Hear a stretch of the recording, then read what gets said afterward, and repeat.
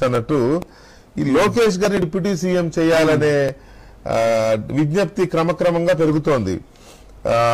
అతను అధికార ప్రతినిధి, నా మనసులో కోరిక కూడా అదే. ఓ మై గాడ్, నా మనసులో కోరిక కూడా అదే. అదే మొన్నేమో 4 రోజుల క్రితమేమో రాజేష్, మహాసేన రాజేష్ వీడియో వదిలేడు కావాలని. ఇవాళ చంద్రబాబు గారి సమక్షంలోనే పొలిట్ బ్యూరో సభ్యుడు, కడప అధ్యక్షుడు మాధవిరెడ్డి గారి భర్త, ఎమ్మెల్యే మాధవిరెడ్డి గారి భర్త శ్రీనివాసరెడ్డి గారు, ఆయన చంద్రబాబు గారి సమక్షంలోనే ప్రమోట్ చేయాలి, 3వ తరం నాయకుడిని మనం తయారు చేసుకోవాలి, డిప్యూటీ సీఎం చేయాలని ఆయన అనేశాడు. ఇప్పుడు మీరు టక్మని అనేశారు నా మనసులో కోరిక అని. ఏంటి దానివల్ల ఏం డిస్టర్బెన్స్ రాదా మరి కూటమి దీంట్లో?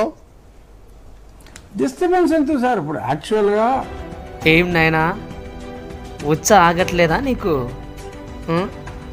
ఓ రాజేషా, నీకే చిచ్చు బాగానే పెడుతున్నావు. చాలా హ్యాపీ కదా నీకు ఇప్పుడు కనపడుతుంది. రంగులు మార్చే జీవిలా కనపడుతున్నావు. ఏ గొడుగుకి ఆ గొడుగు పడుతున్నట్టు సామెత ఉంది కదా. అవునయ్యా, బాబుగారిని జైల్లో పెట్టినప్పుడు యాడికి పోయినారు మీరంతా? కనీసం లోకేష్ గారిని ఓదార్చడానికి కూడా చుట్టుపక్కల ఒక్క లేడు. ఆ రోజు రాత్రి ఏం జరిగిందో అందరికీ తెలుసు. జైల్లో పెట్టిన బాబు గారిని పోయి కలవకపోయింటే ఈరోజు ఆంధ్ర రాష్ట్రంలో ఇప్పుడు చేస్తున్న మీ రాజకీయం ఉండేది కాదు అనేది ప్రతి ఒక్కరికి తెలుసు. మీరు మంచి పరిపాలన చేస్తున్నారు ప్రెజెంట్గా. చంద్రబాబు నాయుడు గారు, పవన్ కళ్యాణ్ గారు, లోకేష్ గారు, మీరు ముగ్గురు మంచి పరిపాలన దిశగా అడుగులు వేస్తున్న టైంలో ఇప్పుడెందుకు డిప్యూటీ సీఎంని మార్చాలి, ఆ ప్లేసులో లోకేష్ గారిని కూర్చోపెట్టాలి అని కొద్దిమంది లోఫర్గాళ్ళు కింద మంట పెడుతున్నారు.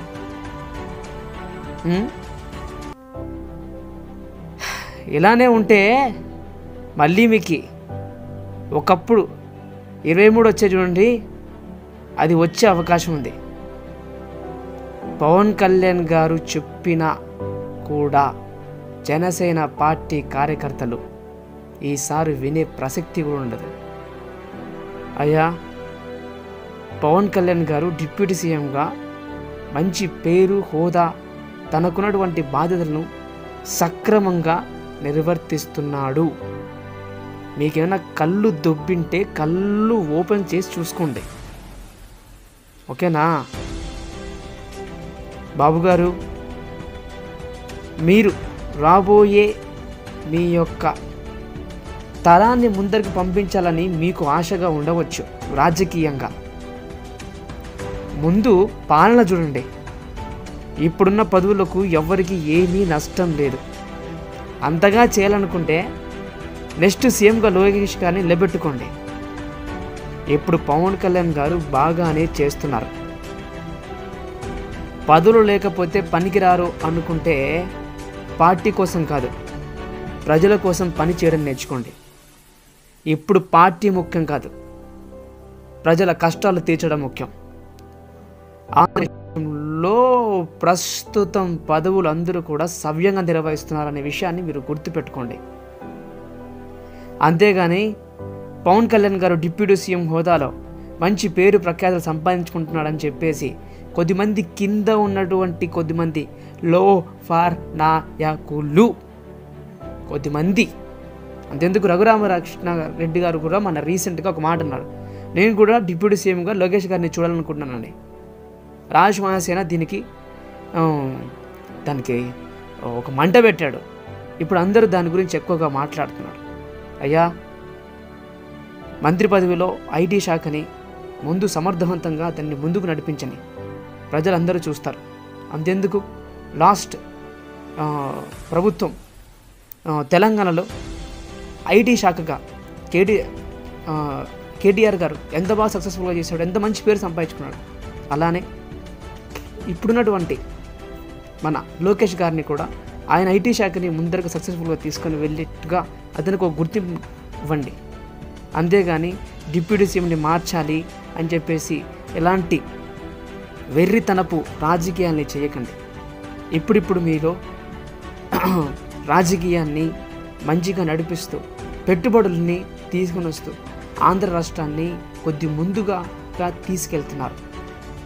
దయచేసి రాబోయే తరాల యొక్క పార్టీలను ముందుకు తీసుకుపోవడానికి స్వార్థ రాజకీయాలు కాకుండా ప్రజా పాలన చేయాలని కోరుకుంటున్నాను.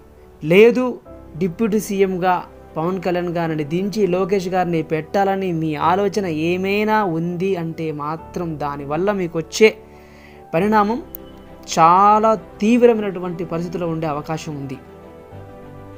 ఆలోచించండి.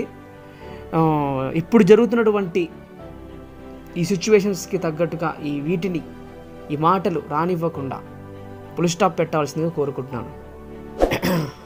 ఏది ఏమైనప్పటికీ నేను చెప్పే చివరి మాట, జై హింద్, సత్యమేవ జయతే, వందే మాతరం.